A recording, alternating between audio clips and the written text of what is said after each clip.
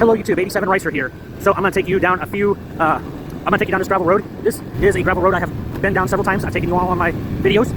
I've showed it several times, I've mentioned the name of it several times. This is not the 87 Ricer road that I redubbed. Not that. This is the one where a few creeks. This is gonna be a creek crossing path, a creek crossing video. So we're gonna go until my camera quits. I'm only at 35% on my phone. So we'll see if I can get to at least a good part of the creeks before my battery drains. And if it does drain before I'm done, well, I'm gonna leave it at that, and that'll be the end of the video. Okay? So, hope I get to show you all the streams that I'm gonna cross. I got my stand. I'm gonna walk across the streams first, put the phone on the stand, and then proceed to cross. And here's the first one. Actually, this one is not really high. This one's not really high at all. This is actually the stream I uploaded not too long ago where the water was gushing. If you go back to one of my shorts, this is actually the same stream. Not bad. So the water went down pretty tremendously. So before I get too crazy,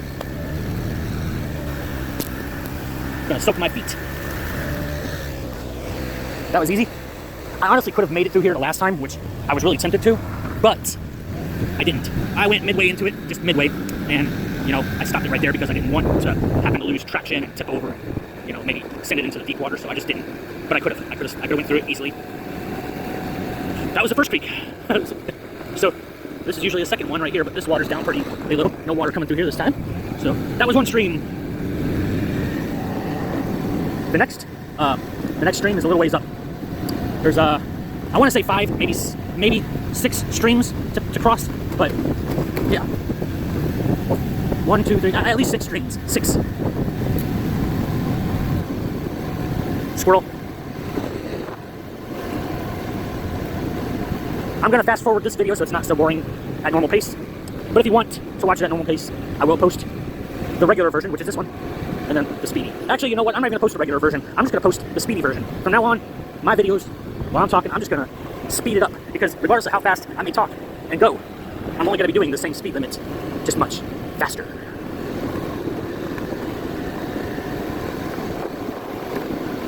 I honestly thought that first creek back there was gonna be still relatively high, but it's not. It's not. Here's another creek crossing. It's not high much at all either. The water did go down at the riverfront, so I had a feeling that the water would be down here. Put my feet down, get my feet wet.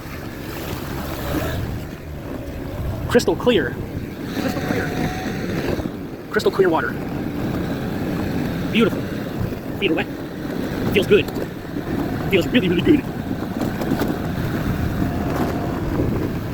The other day that I was going down the 87 Ricer Road, after I actually got to the end of that road, I went down a secondary road, in which I figured out where I came out at, which was right next to a highway. But I noticed, as I was making my way to that highway, I noticed that my gas gauge was dipping kind of quickly. And so as I turned around to go back to the 87 Ricer Road, it really started draining. So I had already replaced the fuel line, but whenever I stuck the new one on, I kind of half stuck it on. So it was on all the way, connected to the carburetor. But to the fuel filter, it was just enough. It was basically the tip of it. I was able to squeeze on there and shove into it, of the filter into the hose. And so yeah, I think while I was riding, it might have been leaking from that, but there was no signs that it was. So it was just going through gas pretty quickly. So I took the hose off the filter, I took the hose off the carburetor, and I put those stock clamps, the factory stock clamps, back over the hose and put it back onto the carburetor, back onto the fuel filter. So it's got the factory hose clamps, the little tiny rings, not even really the clamp, like not the kind you twist with the Phillips or a flathead, but the little ring.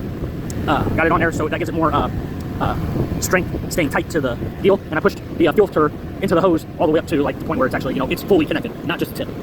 It didn't just do the tip. I put the whole thing in there. So this next one that I'm coming up to, people who are in my hometown will be familiar with it, but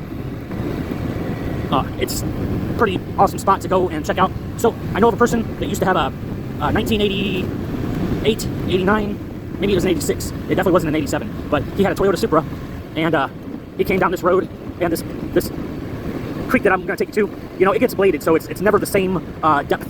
It's always ever changing. But when he took his Supra down here, the water was up kind of high, and he tried crossing the creek in his Supra, and the water had made it into the tailpipe and sucked it in, and it stalled out in the water, and he ended up trying to pop start it, and it bent the rods or whatever in the motor, so he had to put a different motor in the car. His Toyota Supra was not turbo. It was V6, just no turbo, but it was quick. It was very quick. It was faster than my 94 Camaro, and I had a little 3.4 V6, and it outran that. I never really raced a lot of people with my Camaro because I knew I was going to lose, so I just didn't attempt. And the ones that had motors that were similar to mine or smaller that wanted to race me, I still didn't race them just because I didn't want to take the chance to get my, I didn't want to take the chance to lose to a smaller engine or same size. Just didn't want to show that I was a poor drag racer. So never really got into that, challenging everybody. So this next crossing here is familiar with a lot of locals. Some people bring their side-by-sides out here. That's actually pretty deep right there. That's actually pretty deep over here. That would easily come up to your almost your waistline in just that section here. But I'm gonna go over here because the water's lighter, less thick, or less deep.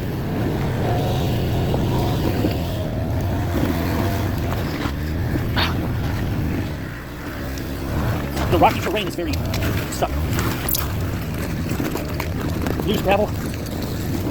This is some loose gravel. But yeah, out in this section over here, shit, that'll probably come up to easily my waist, maybe just below it, but close. It's got some good swimming spots though. Nice side-by-side area. But the water's down just enough that I don't have to go through it. I'm standing up and just throttling the bike, letting it get through it. Because me sitting down, it's not gonna get through that sand and that loose gravel. But this is a nice area. This area is actually where he had his Toyota Super stuck. He was going that direction. The water, it was more flatter. The area was more flat. And right where that road is, same thing. It was flat. The water definitely wasn't up. I mean, if the water was up now, it would have. He never would have made it. But you could tell where they grade this, and it's ever changing. But yeah, he tried making his way back, and his car got stuck somewhere in this area. I only seen a picture of it. But like I said, this landscape is always changing with heavy rains, and because this area does, when it gets flooded, this area will get flooded. I mean, it goes. I've been down here with my '94 Camaro back in the day. It's very doable, but you gotta drive slow. And yeah, that's the area that he got his Toyota Super stuck. Stuck in the water, tried pop starting it, bent some stuff, took the motor out, put a different one in, he was good to go. And then he traded that Toyota Super for a four-wheeler, and he didn't keep the four-wheeler very long. I even told him back in the day, I said, man, don't sell that car. That car's valuable. It's a Supra, And back then it was we between the both of us, I gave $1,500 for my Camaro. He gave about the same for his Supra back then. And if we was to sell them outright, if he still had that car, that car is easily in the 5s or 6, $6,000.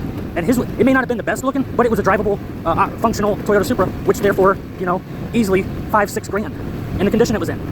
Nowadays, back then he traded it for a four-wheeler, and then the person that he traded a four-wheeler for, that person took that car and actually tried to outrun the cops in it. They tried to outrun the cops in that car. They ended up leaving the car along the interstate or the highway or whatever, and ditched the car basically. They got out of the car and left it, and it got impounded. And the only reason why I know it got impounded is because he told me it got impounded. Because they asked, hey, this car belongs to you. It's still yours. But here's another crossing.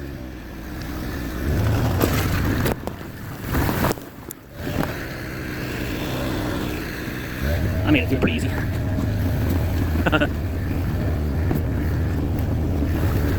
There is another creek. Just not too far up And I think it's kind of the last creek on it. No, there is another two after this creek coming up. There is another 2 creeks coming up.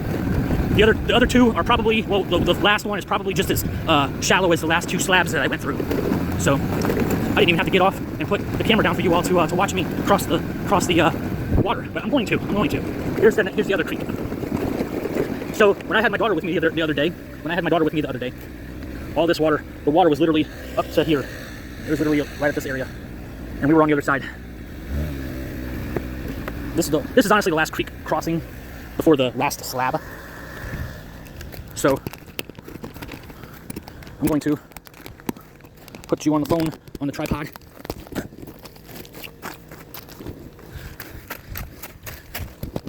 Maybe. All right.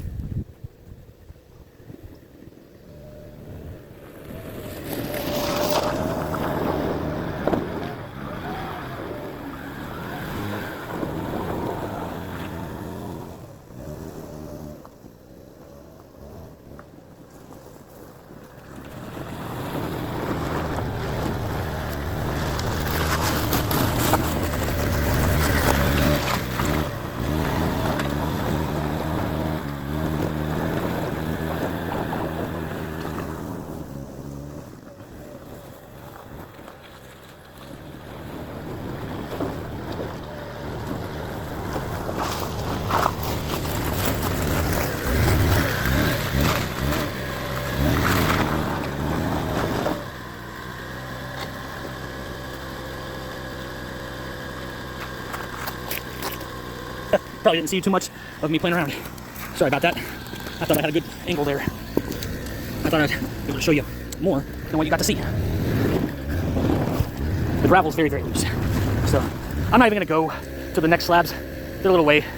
Not too far, literally not too far. Yeah, not too far. You know what? Let me see what I got on my time. 28%. I'll show you the last slab. Yeah, I'm gonna show you the last slab. So it didn't turn quite out as long as I thought. The video itself is a 21.5-minute video right now, but I'm going to speed it up.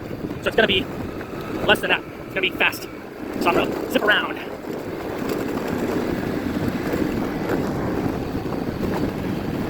I love riding. Love riding.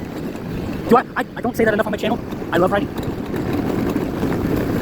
The first major wreck that I had ever had was on a Suzuki 250 two-stroke. No, yeah, it was regular gas.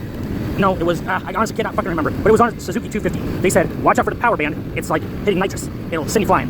Well, I didn't believe it. I believed it, but I didn't really comprehend until after I went up the hill a few times, and it was bogging out. And with each pass that I went to the top, and it kept bogging out, I decided to go ahead and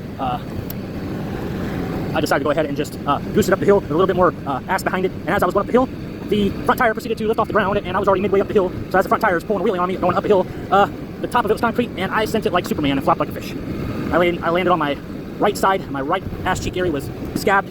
My right arm was scabbed, and I had to ride all the way back to Hermann, Missouri from Omaha, Nebraska, scraped up from that incident. It was a long drive, but a memorable one. So here's the other creek. Oh, it feels so good. It feels so good on my legs. That water. Oh, I almost want to sit in it. Just let my pants soak up the water. Man, that'll keep you cool. It's only in the 80s. I'm complaining that it's hot because my body is so adjusted to air conditioning environments. So, being out in the 80s, sunny, and me being a redhead, I fry, and I get hot very quickly. So, yeah. That was a pothole I would have went right into it.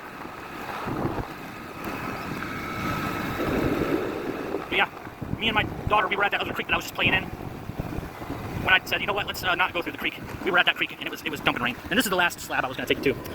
The water has definitely gone down quite a bit. This slab was not as high in water. I was able to go through this one relatively easily whenever we came down while it was raining. So it had some water movement over it. You could definitely hop in there and get a nice soak. That's deep enough to actually just kind of jump in, squat down, put a little beach towel over there on that sandbar. That's how deep that water is. You can get a nice little deal where you cool off in that creek. Let's say that you're mowing grass. It's a hot day, making your way back home, but you're taking the gravel roads. Got a couple beers in the cooler for swigging down. And as you're taking them back roads, you see that creek back there. Kind of pull over to the side, hop out, and just dip in it, and cool yourself off. Yeah. Video's at 27 minutes now. I am glad that I'm going to fast forward this video.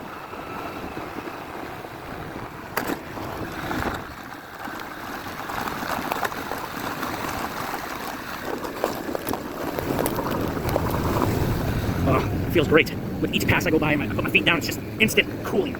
Instant body temperature cool down. Love it. Love it. Absolutely love it. And I'm glad I'm sharing these videos with you. I'm glad I get to show you guys a part of Missouri that you probably don't get to see, even if you live in Missouri. Probably a part of the state that you don't get to see very often in person. So I'm glad I can share my view of my area for you all and for the rest of the YouTube universe to look at. It's awesome. Very, very awesome.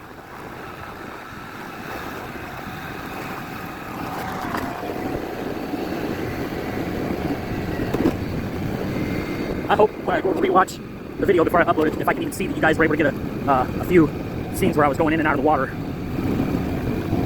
mean, honestly, when I hit that soft spot in the water, I thought for sure that my airbox was probably underwater. I was like, oh shit, I sucked up water, now it's about to stall. It was just the fact that it was in a deep spot where that tire just didn't have any traction. It was just spinning.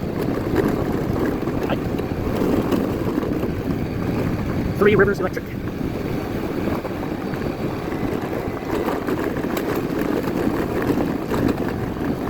30 minutes. 30 minutes. And like I said, I'm gonna fast forward this video.